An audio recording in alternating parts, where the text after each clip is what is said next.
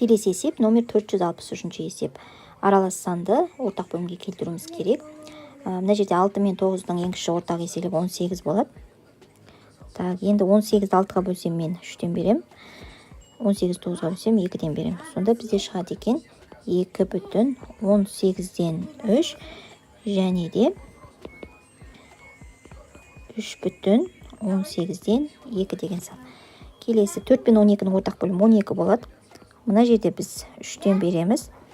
Сонда тең болады екен 1,12-ден 9 және 3,12-ден 5 өзі қалады. Келесі үшінші есеп 21 мен 7-ның ортақ бөлімі 21 болады. 21-ді мына жерде 1-ден береміз, мына жерде 3-тен береміз. Тең болады екен 4,21-ден 6 деген сан шығады екен. Келесі 15 пен 12 ортақ бөлімі 30 болады. 30-ды 15-ке бөлсем 2-ден берем. 30-ды 12 30 емес, ортақ бөлім бізде 60 болады.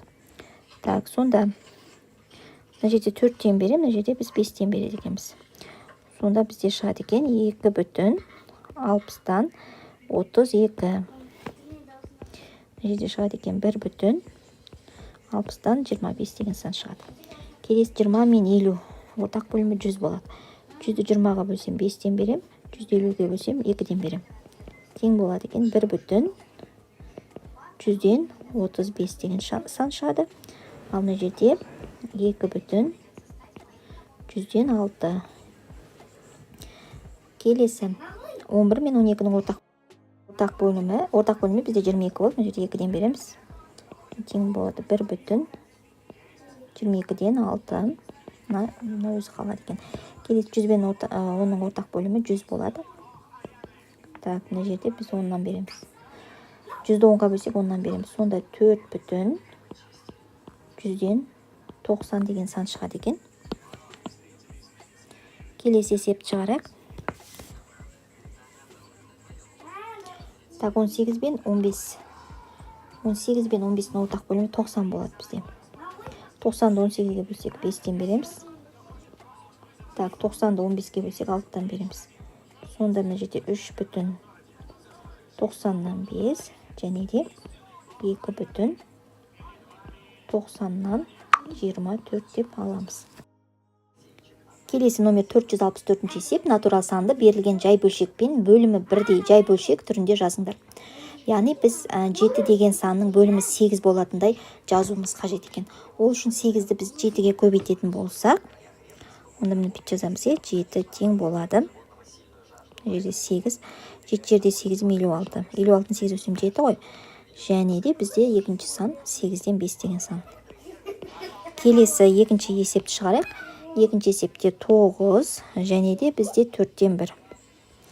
Сонда 9 дегенде біз бүйтіп жазуымызға болады. 4 бөлінген 36.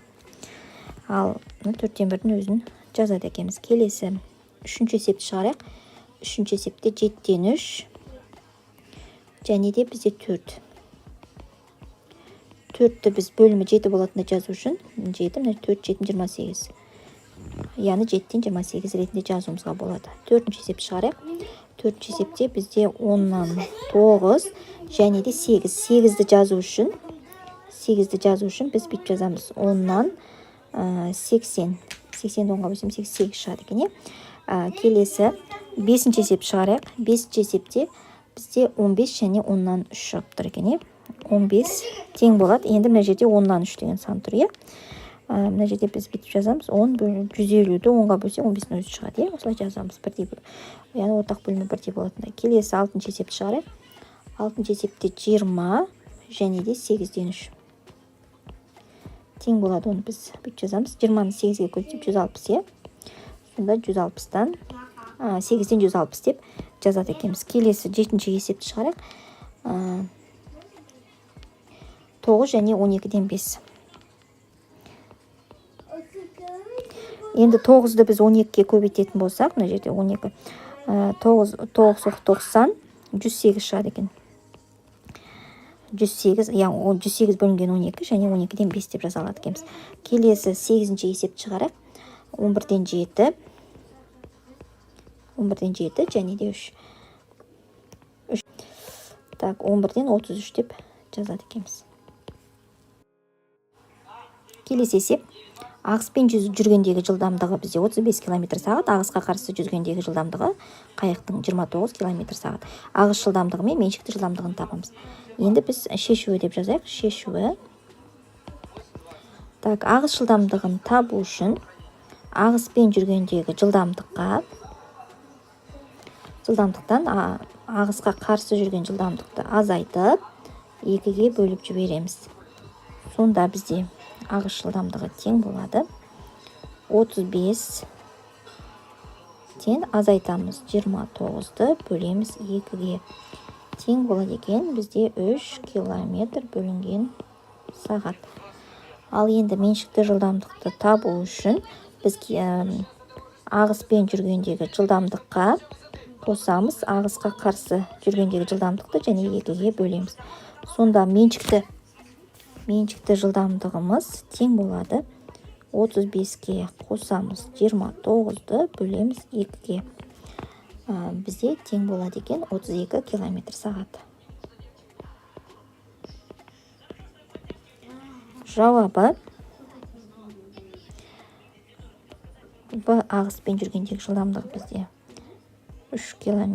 Ағыс жылдамдығы 3 км сағат болады. Өзен ағысының жылдамдығы және меншікті жылдамдық бізде 32 км бөлінген сағатқа тең екен.